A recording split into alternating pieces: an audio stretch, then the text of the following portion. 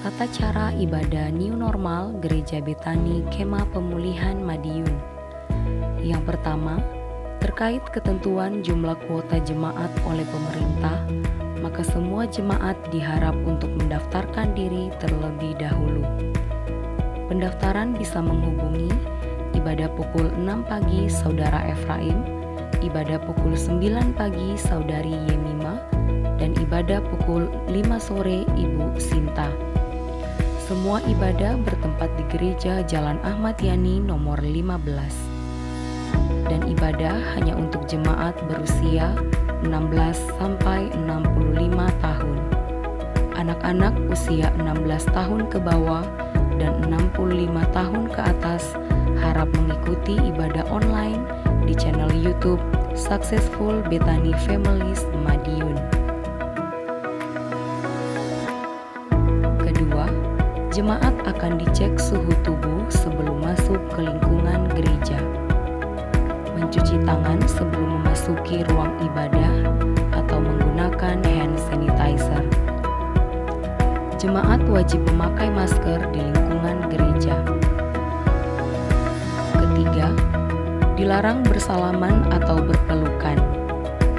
Menjaga jarak minimal 1 meter saat memasuki atau hendak keluar dari ruang ibadah.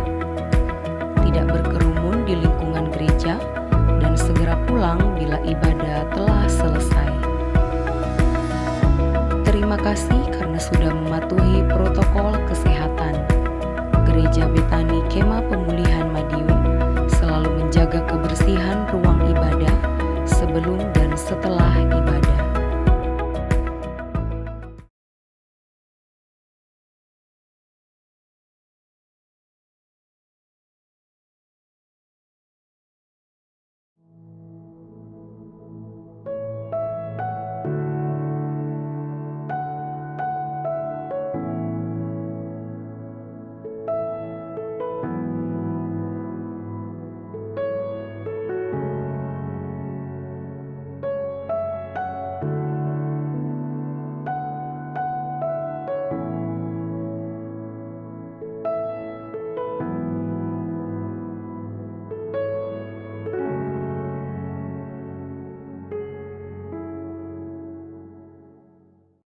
Shalom kekasih Tuhan, malam hari ini bersama kita mau satukan hati kita. Saya percaya kasihnya limpah buat kita, pertolongannya buat kita, untuk kita pribadi, keluarga kita, orang-orang yang kita kasihi. Biar pada malam hari ini ada satu ucapan syukur, ada satu pengagungan kita hanya kepada Tuhan kita Yesus Kristus.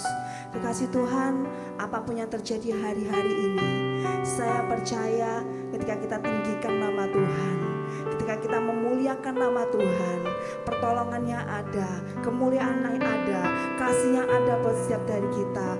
Kiara baka shikiara baka neara baka shikiara baka neara maya shikiana ya ramayase. Ini kami Bapa, ini kami Tuhan. Kami tahu kasih-Mu melimpah buat setiap dari kami. Di dalam nama Tuhan Yesus. Haleluya. Amin.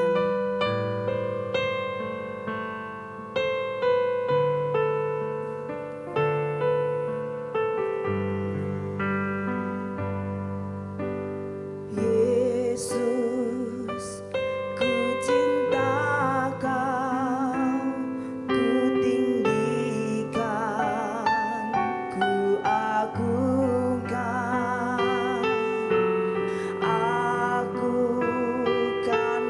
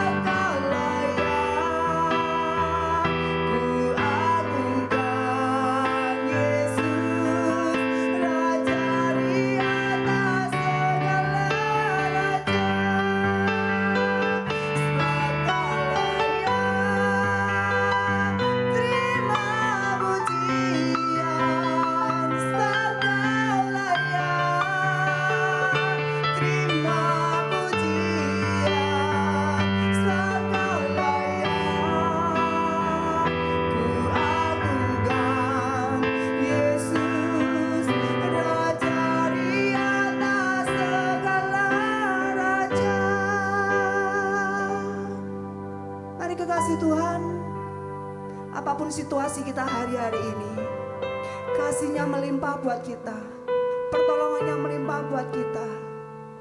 Biar pada malam hari ini hanya pujian pengagungan kita yang naik di hadapan Tuhan. Kialapaya shikara pakane alamaya shikara yaramu. Kialapaya shikara pakane alamaya se. Kau layak Bapa. Apapun yang terjadi kau layak untuk kami sembah dan kami tinggikan Tuhan. Kialapaya alamaya shikara yaramu. Haleluya. Haleluya, haleluya. Haleluya. Sebab kau layak. Terima pujian. Sebab kau layak. Terima pujian. Sebab kau layak. Ku agungkan Yesus, Raja di atas segala raja. Sebab kau layak. Terima pujian. Sebab kau layak. Terima pujian. Sebab kau layak. Ku agungkan Yesus, Raja di atas segala raja. Raja di atas segala raja. Raja di atas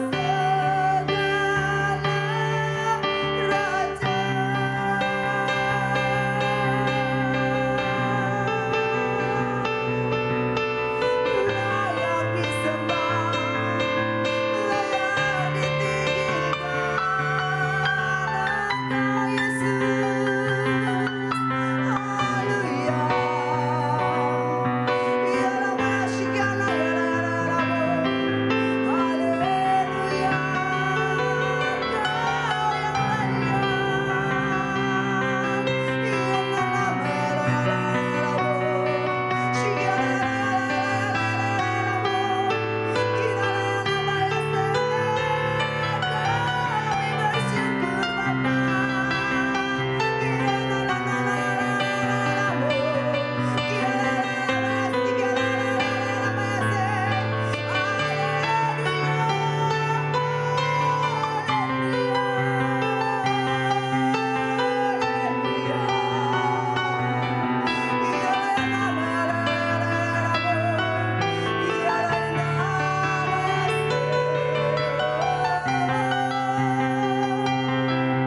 Ajaib perbuatanmu, ajaib kasih-Mu Bapa, ajaib penyertaan-Mu, kasih-Mu melimpah, kasih-Mu Tuhan, pulihkan setiap kami bersyukur Bapa. Kiala maya shikara Bapa Bapa kanela maya shikara Bapa kanela. Mari sekali lagi angkat hati kita di hadapan Tuhan. Shikina alamaya shikara Bapa kanela maya se. Kiala alamaya shikara Bapa Bapa kanela. Kiala alamaya shikara alamaya shikara. Kiala alamaya shikara. Kami bersyukur buat pembelaan-Mu Tuhan. Kami bersyukur Tuhan untuk pertolongan-Mu Tuhan. Kami bersyukur ya Bapa. Kasih kemenangan buat setiap dari kami Bapa. Shikala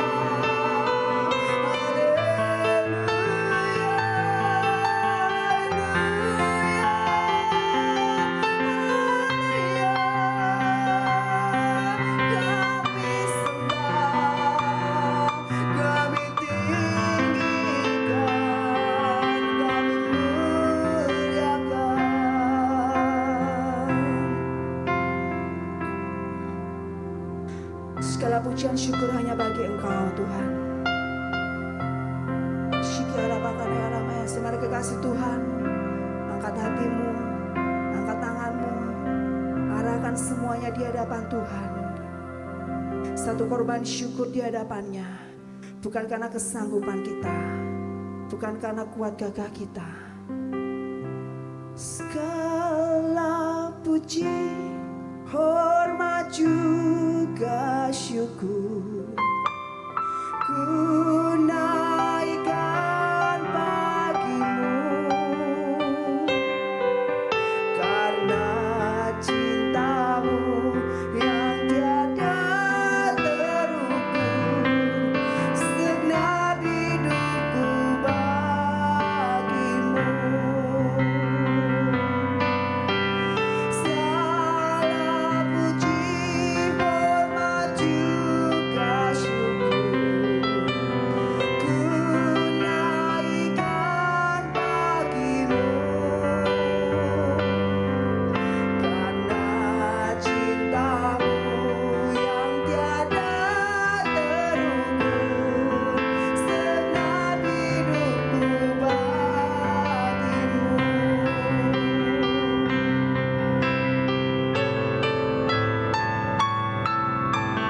Segala puji, hormat juga syukur ku naikkan bagimu,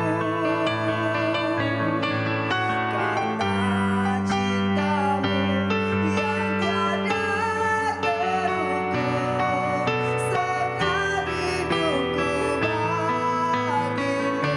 Secara kita katakan haleluya.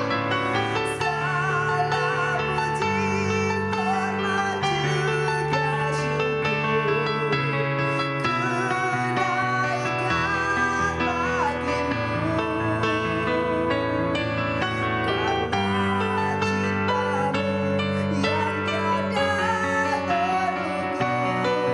segenap hidupku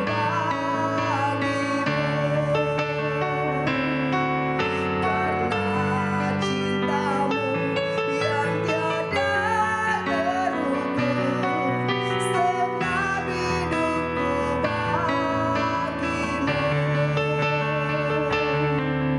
bagimu, karena cintamu yang tiada terukur, segenap hidupku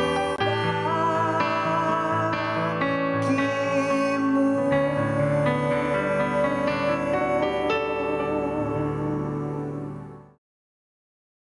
Salam Bapak Ibu Saudara, mari kita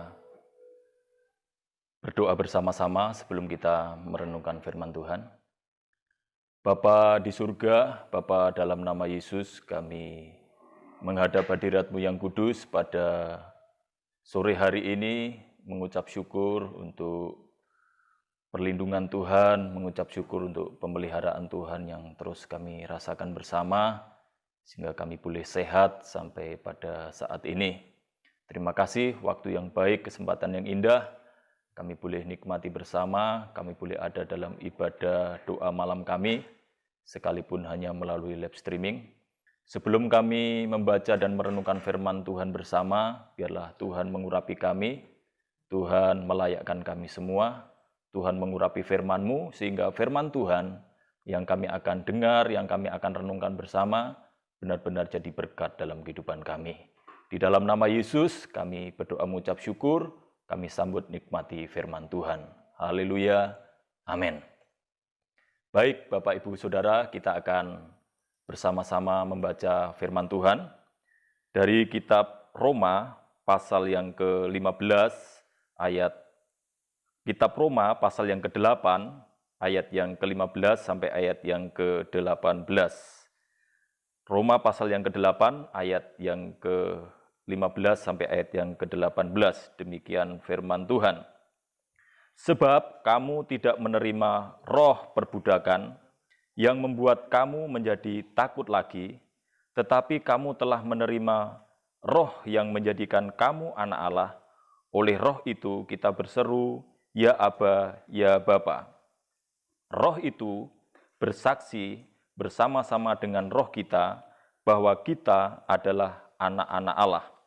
Dan jika kita adalah anak, maka kita juga adalah ahli waris. Maksudnya, orang-orang yang berhak menerima janji-janji Allah, yang akan menerimanya bersama-sama dengan Kristus, yaitu jika kita menderita bersama-sama dengan Dia, supaya kita juga dipermuliakan bersama-sama dengan Dia. Ayat 18, sebab aku yakin bahwa penderitaan zaman sekarang ini tidak dapat dibandingkan dengan kemuliaan yang akan dinyatakan kepada kita. Amin untuk firman Tuhan. Bapak, Ibu, Saudara, dari firman Tuhan yang kita sudah baca hari ini, kita akan merenungkan bersama kebenaran firman Tuhan dengan satu tema firman Tuhan, yaitu kesusahan adalah bagian dari kehidupan Kristen. Kesusahan adalah bagian dari kehidupan Kristen. Saudara, kepada jemaat yang ada di kota Roma, kepada orang percaya yang ada di kota Roma, Paulus menyatakan bahwa kesusahan atau penderitaan itu adalah bagian dari kehidupan Kristen. Mengapa demikian? Sebab penderitaan yang dialami oleh Yesus itu juga harus menjadi bagian di dalam kehidupan orang percaya. Harus menjadi bagian dalam kehidupan kita sebagai pengikut-pengikutnya. Jikalau kita ingin dimuliakan bersama dengan Dia. Amin, saudaraku. Kita akan dimuliakan bersama dengan Yesus ketika kita juga turut ambil bagian dari penderitaan yang dialami oleh Tuhan Yesus. Saudaraku, ketika seseorang mengambil keputusan untuk percaya kepada Tuhan Yesus, ketika kita telah mengambil sebuah keputusan untuk menjadikan Yesus itu sebagai Tuhan dan Juru Selamat dalam kehidupan kita, maka status kita adalah sebagai anak-anak Allah. Dengan kita sebagai anak Allah, maka kita juga adalah menjadi ahli waris. Saudaraku, karena kita adalah ahli waris, maka kita diberikan hak. Karena kita sebagai ahli waris, maka kita punya hak untuk menerima janji-janji Tuhan, menerima janji-janji Allah dalam kehidupan kita. Tetapi perlu kita ketahui, saudara, bahwa janji-janji Tuhan kepada kita bukan hanya saja Tuhan memberkati kita, bukan hanya Tuhan akan mempromosi kita, Tuhan akan mengangkat kita, Tuhan akan memuliakan hidup kita. Tetapi di dalam janji Tuhan itu juga berbicara tentang bagaimana kita juga harus menanggung penderitaan sebagai orang yang percaya. Kita mengalami kesusahan karena kita beriman kepada Tuhan Yesus. Haleluya. Saudara, kita akan melihat beberapa hal pada sore malam hari ini. Mengapa kesusahan adalah bagian dari kehidupan Kristen? Mengapa kesusahan itu adalah bagian dari kehidupan Kristen? Saudaraku, kalau kita cermati dari apa yang sudah kita baca tadi dari kitab Roma, kalau kita baca lagi di ayat yang ke-15 dan ayat yang ke-16 dikatakan, sebab kamu tidak menerima roh perbudakan yang membuat kamu menjadi takut lagi, tetapi kamu telah menerima roh yang menjadikan kamu anak Allah. Oleh roh itu, kita berseru, ya Aba, ya Bapa. Roh itu bersaksi bersama-sama dengan roh kita bahwa kita adalah anak-anak Allah. Haleluya. Saudaraku, rupanya alasan mengapa kesusahan itu menjadi bagian dari kehidupan Kristen, karena kita sebagai orang Kristen, kita sebagai orang yang percaya kepada Yesus, kita itu memiliki status, sebagai anak Allah. Inilah yang menjadi alasan karena kita sebagai anak Allah. Sehingga kita mengalami yang namanya kesusahan, yang namanya penderitaan karena Tuhan. Saudaraku, untuk menjadi seorang anak itu ada proses yang harus dilewati. Untuk menjadi seorang anak ada yang namanya proses kelahiran, saudaraku. Tidak mungkin, saudaraku, manusia atau seseorang tiba-tiba bisa ada hidup di muka bumi ini tanpa melalui yang namanya proses kelahiran. Amin, saudaraku. Kita semua ada di muka bumi ini karena kita telah melalui proses yang namanya proses kelahiran. Saudara, begitu jugalah untuk menjadi seorang anak Allah, saudaraku. Kalau tadi dikatakan bahwa untuk menjadi seorang anak, maka kita harus melalui proses kelahiran. Begitu juga untuk menjadi seorang anak Allah, untuk memiliki status sebagai anak Allah, kita juga harus menjalani yang namanya proses. Dan proses itu Alkitab menyebutnya sebagai proses kelahiran kembali. Saudara bisa ucapkan sama-sama, proses kelahiran kembali. Haleluya. Saudara, kalau kita melihat dalam kitab Yohanes pasal yang ketiga di ayat yang kelima, kitab Yohanes pasal yang ketiga ayat yang kelima dikatakan, jawab Yesus, aku berkata kepadamu, sesungguhnya jika seorang tidak dilahirkan dari air dan roh, ia tidak dapat masuk ke dalam kerajaan Allah. Saudara, kalau kita cermati dari firman Tuhan ini adalah kisah tentang percakapan Tuhan Yesus dengan Nikodemus, saudaraku. Yesus berkata kepada Nikodemus bahwa sesungguhnya jika seseorang itu tidak dilahirkan dari air dan roh, ia tidak dapat masuk ke dalam kerajaan Allah. Saudaraku, di sini dilahirkan dari air. Ini menunjuk kepada baptisan air. Kemudian dilahirkan oleh roh, itu bicara kita dibaptis oleh Roh Kudus atau dipenuhi oleh Roh Kudus. Dan kalau kita mau belajar lebih dalam dari firman Tuhan, maka ada lagi satu baptisan yang disebut dengan baptisan api, yaitu tentang ujian, yaitu tentang pemurnian.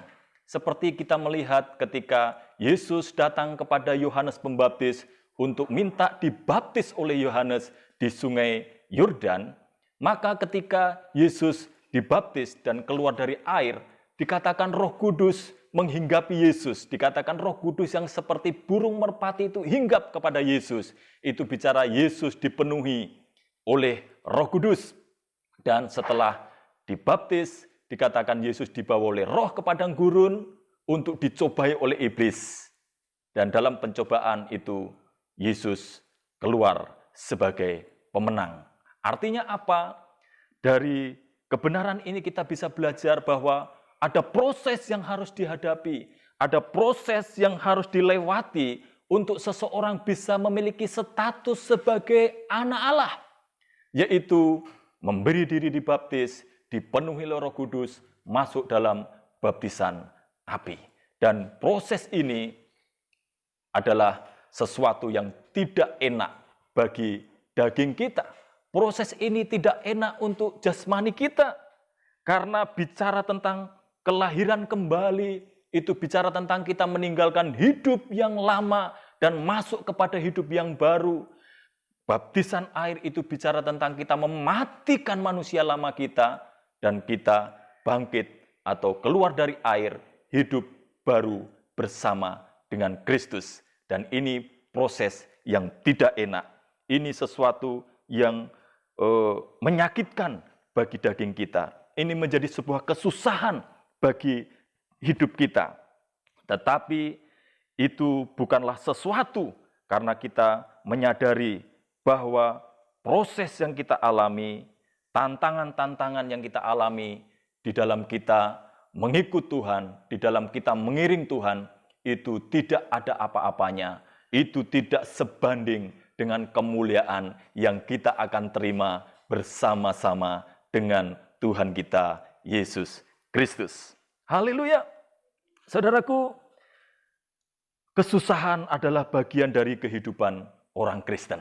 Yang pertama tadi, karena sebagai orang Kristen, kita ini adalah sebagai anak Allah.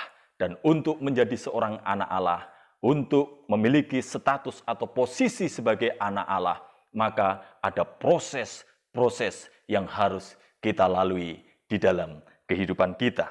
Dan yang kedua yang kita akan lihat dan yang kita akan renungkan bersama, kita melihat kembali di dalam kitab Roma tadi, pasal yang ke-8, di ayat yang ke-17 kita membacanya. Di ayat yang ke-17 demikian firman Tuhan. Dan jika kita adalah anak, maka kita juga adalah ahli waris.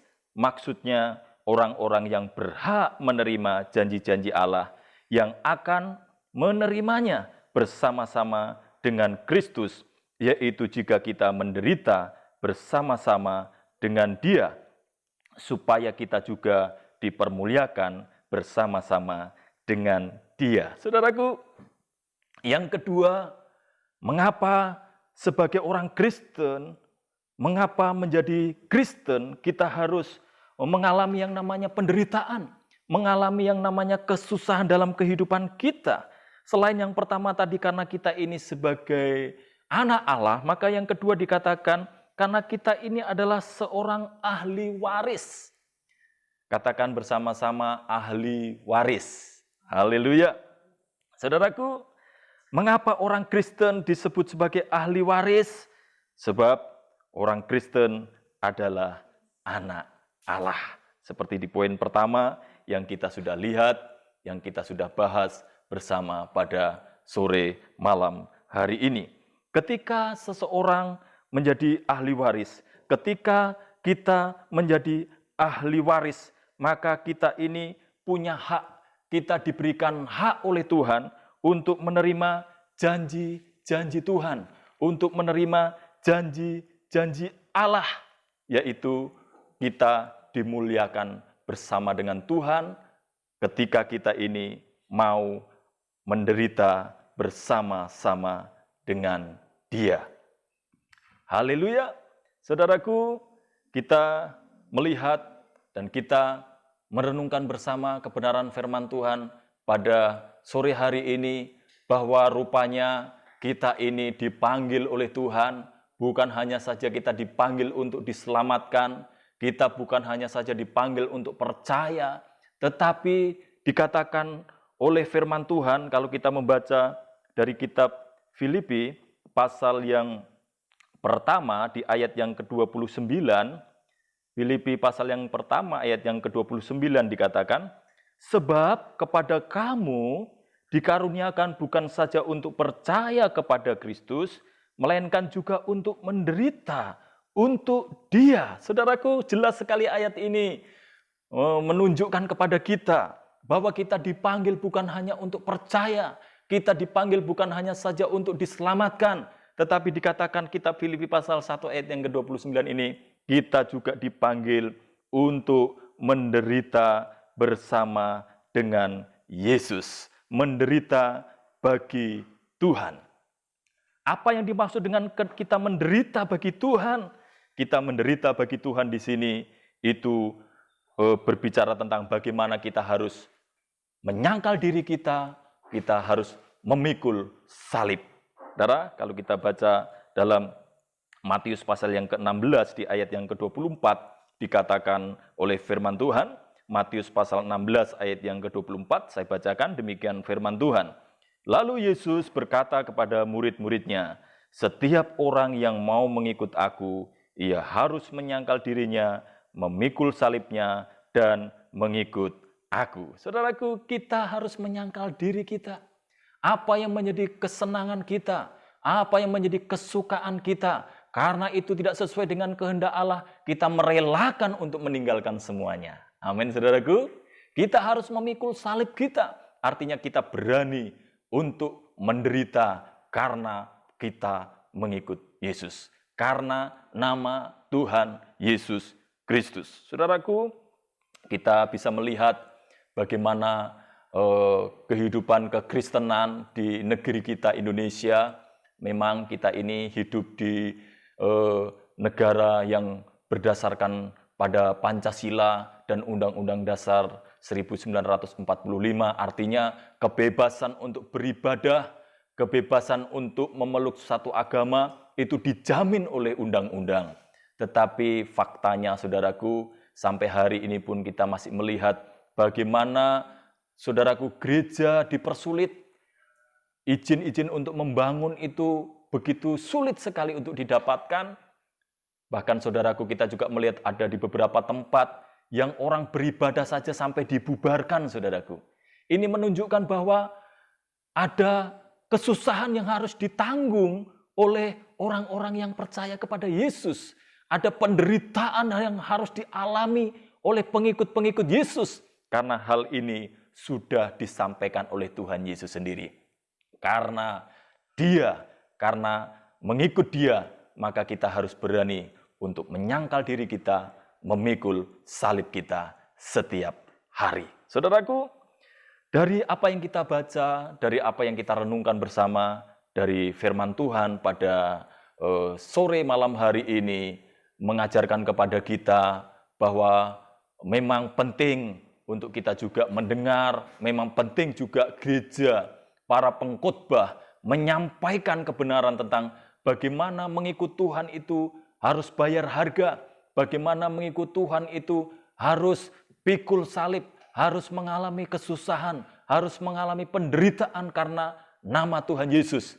Bukan hanya dikhotbahi tentang berkat, bukan hanya dikhotbahi tentang mujizat, bukan hanya dikhotbahi tentang perkara-perkara ajaib, tetapi juga disampaikan kebenaran firman Tuhan secara seimbang. Memang Tuhan janji memberkati kita, tapi Tuhan juga janji bahwa kita juga harus menanggung kesusahan karena iman kita kepada Tuhan.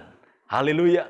Tetapi kita tidak kecil hati, kita tidak menjadi putus asa dengan semuanya ini, karena kita tahu penderitaan apapun yang Tuhan izinkan kita alami dalam kehidupan kita selama kita di muka bumi ini, itu sesungguhnya tidak ada apa-apanya dibandingkan dengan kemuliaan nanti yang kita akan terima bersama-sama dengan Tuhan kita Yesus Kristus. Karena kita akan tinggal dalam kerajaan yang mulia, tempat yang penuh dengan kebahagiaan dan sukacita, tempat yang tidak ada ratap tangis, tempat yang penuh dengan sukacita, yang namanya kerajaan surga. Dan kita ada di sana untuk selama-lamanya. Biarlah firman Tuhan ini memberkati kita, firman Tuhan ini jadi berkat kepada kita, membuat kita terus bergairah lebih lagi untuk mengiring Yesus, sekalipun ada kesulitan, sekalipun ada tantangan, sekalipun ada kesusahan-kesusahan yang harus kita tanggung di dalam kehidupan kita, karena kita menjadi anak-anak Allah. Amin. Firman Tuhan memberkati kita semua. Mari kita mengucap syukur. Bapa, kami sungguh mengucap syukur pada sore malam hari ini untuk waktu yang baik kami boleh bersama-sama menikmati kebenaran firman Tuhan. Firman Tuhan yang kami sudah dengar, biarlah itu sungguh termeterai dalam hati kami, termeterai dalam kehidupan kami. Kami boleh dikuatkan, kami boleh diteguhkan oleh Tuhan untuk terus mengiring Engkau lebih sungguh lagi. Terima kasih, terpujilah nama-Mu, Roh Kudus yang terus urapi kami, Roh Kudus yang terus topang kami, untuk kami boleh menjadi pelaku firman Tuhan. Di dalam nama Yesus, kami berdoa mengucap syukur untuk firman Tuhan yang sudah datang kepada kami pada sore malam hari ini. Haleluya, sama-sama katakan amin. Tuhan Yesus memberkati kita semua. Salam, tetap semangat mengiring Yesus.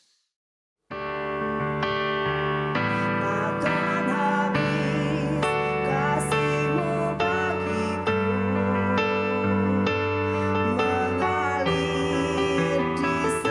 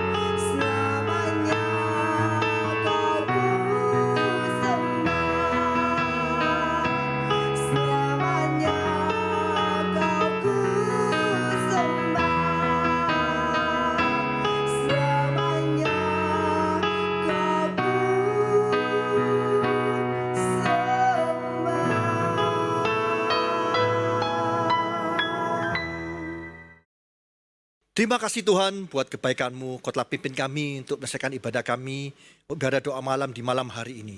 Kami percaya Tuhan, firman-Mu telah menguatkan kami di tengah-tengah pandemi ini.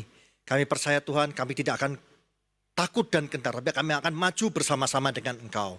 Kami siap dipakai untuk alat kemuliaan nama-Mu. Terima kasih Tuhan, Kau berkati hamba-Mu yang menyampaikan firman-Mu di dalam keluarganya dan pelayanan dan pekerjaannya. Kau buat hamba-Mu berhasil untuk kemuliaan nama-Mu saja Yesus.